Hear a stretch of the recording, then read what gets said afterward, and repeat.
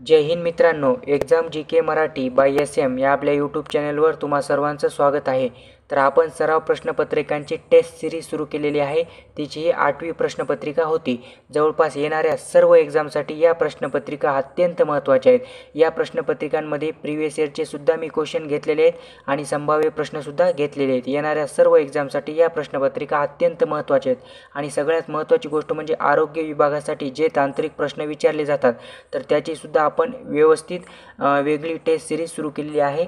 ती सुद्धा व्यवस्थित पाहून घ्या। तांत्रिक प्रश्नांची टेस्ट सिरीज आहे ती व्यवस्थित पाहून घ्या। अत्यंत महत्त्वाचे प्रश्न घेतलेले आहेत। प्रीवियस इयरचे प्लस संभाव्य हे दोन्ही प्रश्न आपण व्यवस्थित घेतलेले आहेत। तर बघूया मग सराव प्रश्नपत्रिका 8वी याचे उत्तरे। याची PDF मी आधीच तुम्हाला टेलिग्राम चॅनलवर दिलेली आहे। सर्वांनी सोडवलेली असेलच, ओके। आणि टेलिग्राम चॅनल ज्यांनी कोणी जॉईन केलेलं नसेल तर आधी व्यवस्थित जॉईन करून घ्या। त्याची लिंक मी या व्हिडिओच्या डिस्क्रिप्शनमध्ये दिलेली आहे। तर बघूया मग आजच्या प्रश्नांचे उत्तरे। तर बघा मग पेटी या शब्दाचा समानार्थी शब्द ओळखा। बघा पेटी शब्दाचा समानार्थी शब्द तर काय होईल मग? तर पेटी या शब्दाचा समानार्थी शब्द आहे संदूक। ऑप्शन क्रमांक ए। पुढचा प्रश्न पहा। माशाप्रमाणे डोळे असणारी स्त्री या शब्दसमूहाबद्दल एक शब्द आपल्याला सांगायचा आहे। बघा माशाप्रमाणे डोळे असणारी स्त्री तर यालाच काय म्हणतात मग? तर तिलाच मीनाक्षी असे म्हणतात। माशाप्रमाणे डोळे असणारी स्त्री म्हणजेच मीनाक्षी, ओके। ऑप्शन क्रमांक सी। बघूया पुढचा प्रश्न। रहाटी या शब्दाचा समानार्थी शब्द ओळखा। बघा रहाटी या शब्दाचा समानार्थी शब्द तर काय होईल मग? तर रहाटी या शब्दाचा समानार्थी शब्द आहे वर्तन। ऑप्शन क्रमांक डी। पुढचा प्रश्न पाहूया। जेव्हा मी जात चोरली होती या कथासंग्रहाचे लेखक कोण आहेत? बघा जेव्हा मी जात चोरली होती या कथासंग्रहाचे लेखक कोण आहेत? तर कोण आहेत मग? काय असेल याचं उत्तर? तर याचं उत्तर आहे बाबूराव बागुल। जेव्हा मी जात चोरली होती या कथासंग्रहाचे लेखक आहेत बाबूराव बागुल, ओके। ऑप्शन क्रमांक सी। पुढचा प्रश्न। विरुद्धार्थी शब्दाची अयोग्य जोडी ओळखा। बघा अयोग्य जोडी आपल्याला ओळखायची आहे। या 4 ऑप्शनपैकी 3 जोड्या योग्य आहेत आणि एक अयोग्य आहे। तर ती अयोग्य जोडी आपल्याला ओळखायची। तर कोणती असेल मग अयोग्य जोडी? तर याचं उत्तर आहे स्वच्छ निश्चल। ऑप्शन क्रमांक ए ही अयोग्य जोडी आहे बरं का। अयोग्य जोडी स्वच्छ म्हणजे निश्चल ही अयोग्य जोडी आहे। बाकी योग्य जोड्या कोणकोणत्या आहेत ते पाहूया। तर बघा मग स्पष्ट अस्पष्ट त्याच्यानंतर स्वर्ग नरक आणि स्वस्त महाग ह्या योग्य जोड्या आहेत आणि अयोग्य जोडी ऑप्शन क्रमांक ए, ओके। बघूया पुढचा प्रश्न। माशी शिंकणे या वाक्यप्रचाराचा योग्य अर्थ ओळखा। बघा माशी शिंकणे या वाक्यप्रचाराचा योग्य अर्थ तर काय होईल मग? तर बघा मग माशी शिंकणे या वाक्यप्रचाराचा योग्य अर्थ आहे अडथळा येणे। अडथळा येणे, ओके। ऑप्शन क्रमांक डी। पुढचा प्रश्न बघा। ज्याच्याशी तुलना करावयाची आहे किंवा ज्याची उपमा दिली जाते तो घटक म्हणजे रिकामी जागा। बघा ज्याच्याशी तुलना करावयाची आहे किंवा ज्याची उपमा दिली जाते तर तो घटक म्हणजे काय? तर काय म्हणतात मग? कोणता घटक असतो तो? तर त्यालाच उपमान असे म्हणतात। उपमान। ऑप्शन क्रमांक ए, ओके। बघूया पुढचा प्रश्न। 8वा प्रश्न। खालीलपैकी कोणता शब्द आरंभ या शब्दाचा समानार्थी शब्द नाही? बघा आरंभ शब्दाचा समानार्थी शब्द नाही विचारले, नाही। तर कोणता नाही मग? तर बघा मग आरंभ या शब्दाचा समानार्थी शब्द नसलेला शब्द आहे विसावा। विसावा, ओके। ऑप्शन क्रमांक सी। आणि आरंभ या शब्दाचे समानार्थी शब्द कोणकोणते आहेत मग? तर बघा मग सुरुवात प्रारंभ आणि श्री गणेशा हे आरंभ या शब्दाचे समानार्थी शब्द आहेत, ओके। बाकी विसावा ऑप्शन क्रमांक सी हे समानार्थी शब्द नाही, ओके। बघूया पुढचा प्रश्न। खालीलपैकी कुसुमाग्रज या टोपण नावाने कोणत्या व्यक्तीला ओळखले जाते? बघा कुसुमाग्रज या टोपण नावाने कोणत्या व्यक्तीला ओळखले जाते? तर कोणतं आहे मग? तर याचं उत्तर आहे विष्णू वामन शिरवाडकर। बघा विष्णू वामन शिरवाडकर यांना कुसुमाग्रज या टोपण नावाने ओळखले जाते। पुढचा प्रश्न पाहूया। सधन या शब्दाचा विरुद्धार्थी शब्द कोणता? बघा सधन या शब्दाचा विरुद्धार्थी शब्द तर काय होईल मग? तर सधन या शब्दाचा विरुद्धार्थी शब्द आहे निर्धन, ओके। ऑप्शन क्रमांक डी। पुढचा प्रश्न पाहूया। बक्सारची लढाई केव्हा झाली? बघा बक्सारची लढाई केव्हा झाली? महत्त्वाचा प्रश्न आहे। बक्सारची लढाई तर केव्हा झाली होती मग? तर याचं उत्तर आहे 1764 मध्ये। बघा बक्सारची लढाई 1764 मध्ये झाली, ओके। पुढचा प्रश्न पाहूया। प्लासीची लढाई कोणत्या वर्षी झाली? बघा आता प्लासीची लढाई विचारलेला आहे कोणत्या वर्षी झाली? तर कोणत्या वर्षी झाली मग? तर बघा मग प्लासीची लढाई ही 1757 मध्ये झाली होती, ओके। ऑप्शन क्रमांक ए। पुढचा प्रश्न पाहूया, मुस्लिम लीगची स्थापना कोठे झाली? बघा मुस्लिम लीगची स्थापना, बघा मित्रांनो सोपे प्रश्न आहेत आणि तितकेच महत्त्वाचे सुद्धा प्रश्न आहेत. बघा मुस्लिम लीगची स्थापना तर कोठे झाली होती मग? तर याचं उत्तर आहे ढाका या ठिकाणी. बघा ढाका या ठिकाणी मुस्लिम लीगची स्थापना झाली. पुढचा प्रश्न पाहूया, वेदांकडे चला असे असे कोणी म्हटले? वेदांकडे चला असे कोणी म्हटले? तर काय असेल याचं उत्तर मग? तर स्वामी दयानंद सरस्वती यांनी वेदांकडे चला असे म्हटले होते. ओके, ऑप्शन क्रमांक सी. बघूया पुढचा प्रश्न, डॉक्टर बाबासाहेब आंबेडकर यांनी कोणते वृत्तपत्र सुरू केले नव्हते? बघा डॉक्टर बाबासाहेब आंबेडकर यांनी कोणते वृत्तपत्र सुरू केले नव्हते? बघा या 4 ऑप्शनपैकी कोणते वृत्तपत्र सुरू केले नव्हते तर ते आपल्याला सांगायचं आहे. तर काय असेल याचं उत्तर मग? तर याचं उत्तर आहे संदेश. डॉक्टर बाबासाहेब आंबेडकर यांनी संदेश हे वृत्तपत्र सुरू केले नव्हते. बाकी कोणकोणते वृत्तपत्र सुरू केले होते ते लक्षात राहू द्या, महत्त्वाचे आहेत. तर बघा मग समता, जनता आणि मूकनायक हे वृत्तपत्र सुरू केले होते. बाकी संदेश हे वृत्तपत्र सुरू केलेले नव्हते. ओके, बघूया पुढचा प्रश्न, सेंट्रल हिंदू कॉलेजची स्थापना खालीलपैकी कोणी केली होती? बघा सेंट्रल हिंदू कॉलेजची स्थापना कोणी केली होती? महत्त्वाचा प्रश्न आहे, अतिशय महत्त्वाचा प्रश्न आहे, प्रिव्हियस इयरचा क्वेश्चन आहे हा. सेंट्रल हिंदू कॉलेजची स्थापना तर कोणी केली होती मग?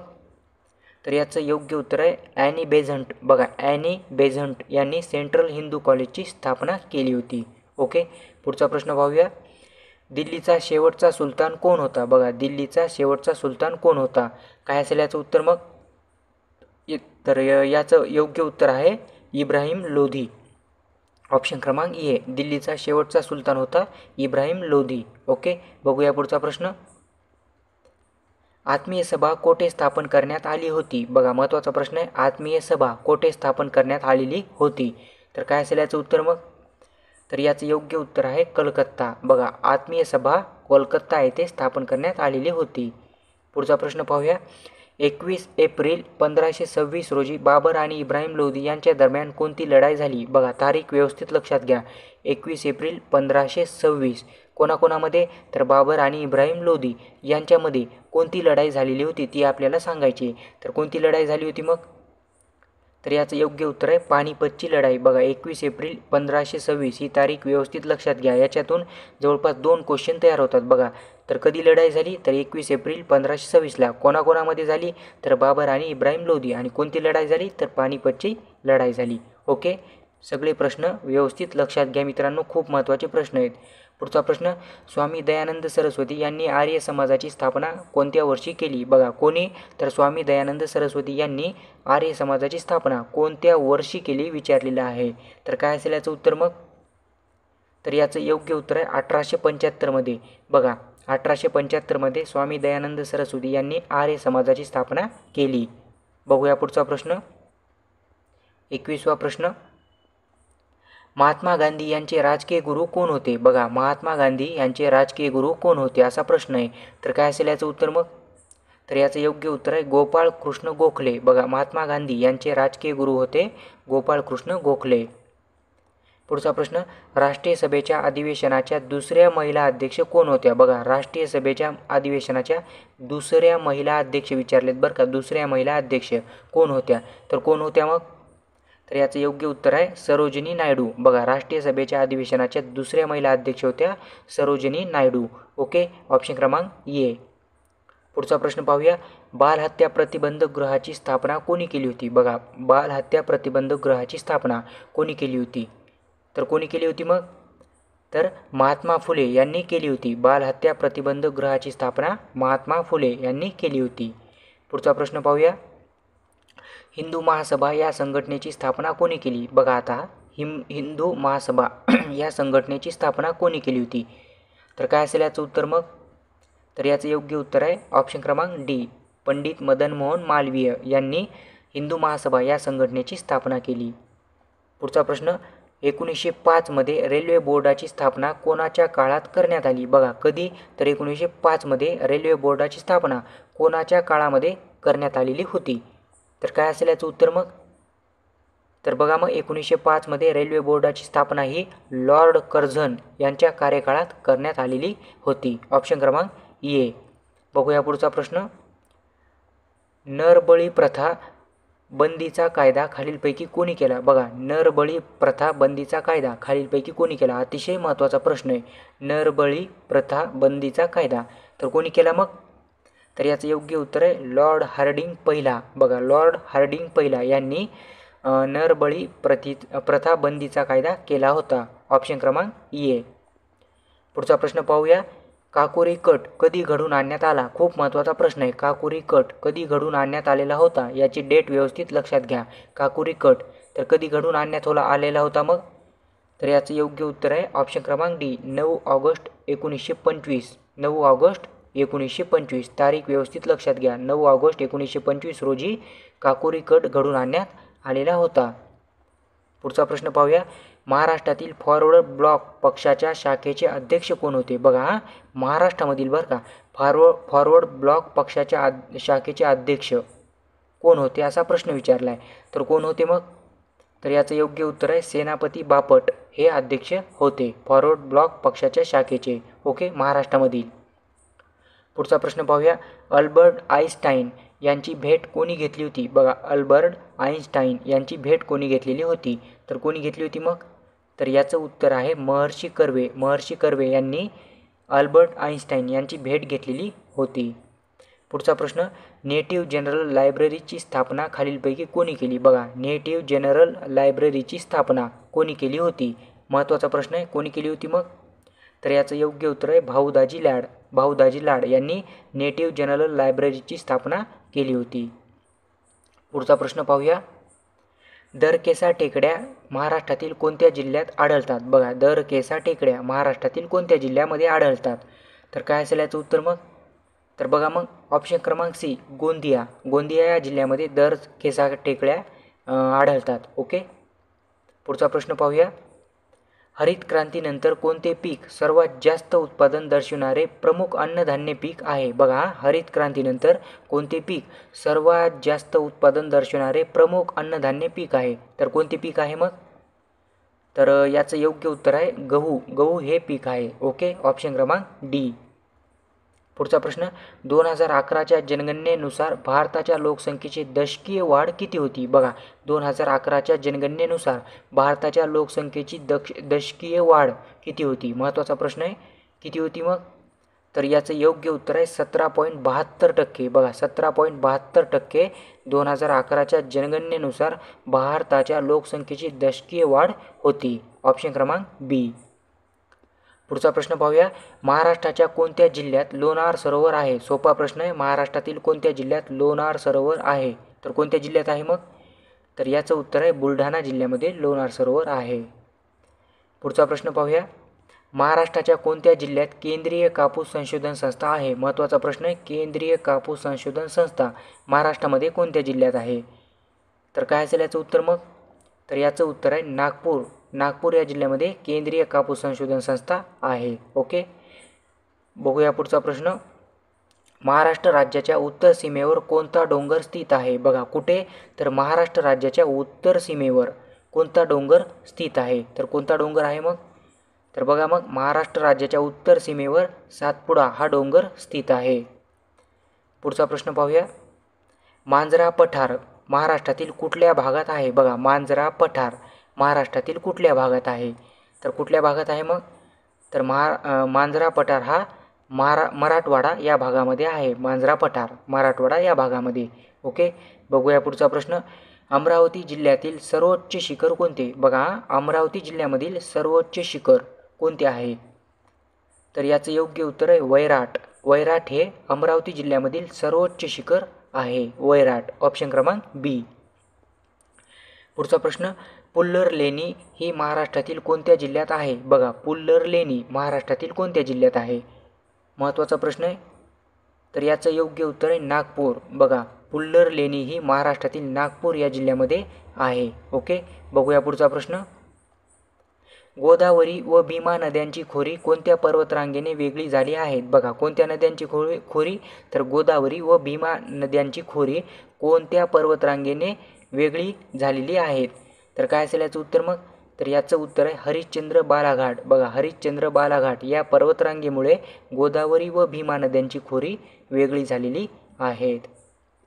पुढचा प्रश्न, जोगेश्वरी लेणी महाराष्ट्रातील कोणत्या जिल्ह्यात स्थित आहे? बघा आता महत्त्वाचा प्रश्न आहे, जोगेश्वरी लेणी महाराष्ट्रामधील कोणत्या जिल्ह्यामध्ये स्थित आहे?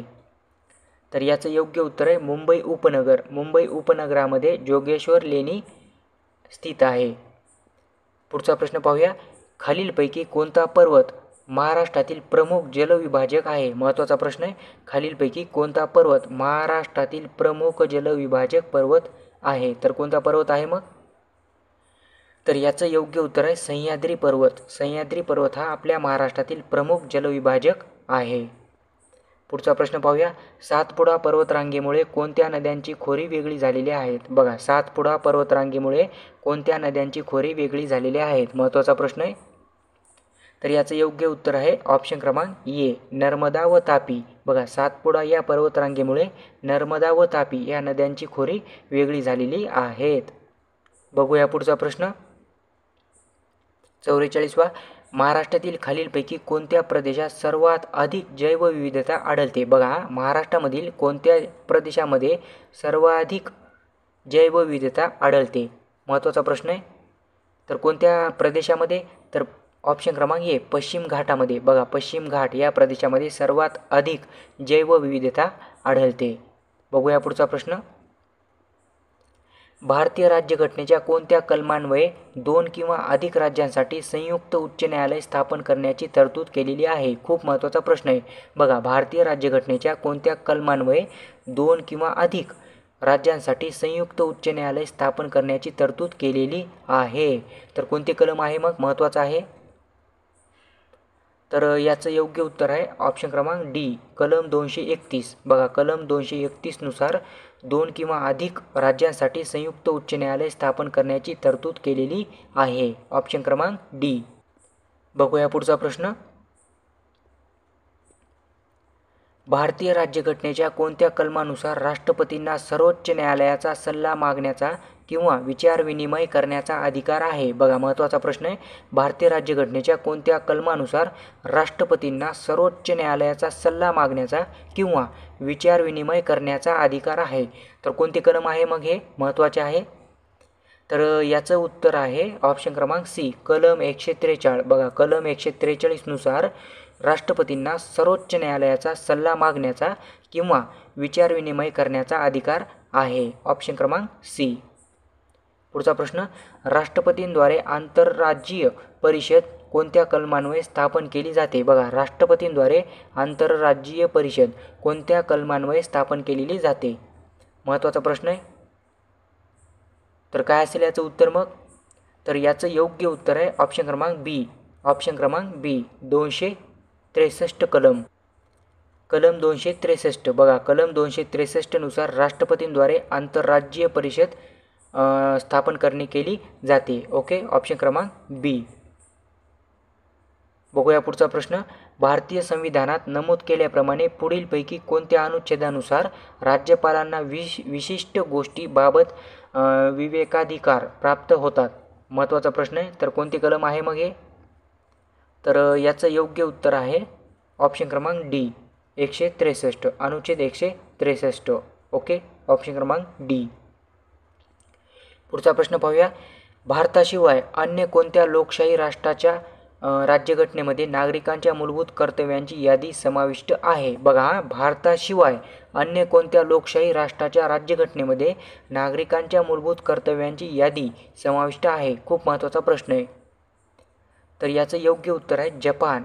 ऑप्शन क्रमांक बी, जपान. पुढचा प्रश्न पाहूया, आजचा शेवटचा प्रश्न आहे मित्रांनो, राष्ट्रीय ग्रामीण रोजगार हमी कायदा कधी अधिनियमित झाला? महत्त्वाचा प्रश्न आहे. राष्ट्रीय ग्रामीण रोजगार हमी कायदा कधी अधिनियमित झाला? तर काय असेल याचं उत्तर मग? तर याचं योग्य उत्तर आहे सप्टेंबर 2005 मध्ये. सप्टेंबर 2005 मध्ये राष्ट्रीय ग्रामीण रोजगार हमी कायदा अधिनियमित झाला. ओके, तर बघा मित्रांनो, आपले व्हिडिओ जर तुम्हाला आवडत असतील तर आपल्या या चॅनलला नक्की सबस्क्राईब करा. ओके, आणि सगळ्यात महत्त्वाची गोष्ट म्हणजे प्रत्येक महत्त्वाच्या अपडेटसाठी आणि सर्व PDF आपलं टेलिग्राम चॅनल जॉईन करा आणि आपल्या यूट्यूब चॅनललासुद्धा सबस्क्राईब करायला विसरू नका. कारण मित्रांनो, आपण प्रत्येक व्हिडिओ अत्यंत महत्त्वाचा घेत असतो. प्रत्येक व्हिडिओमध्ये मी प्रिव्हियस इयरचे क्वेश्चनसुद्धा घेतलेले आहेत. ओके, त्याच्यामुळं सबस्क्राईब करा.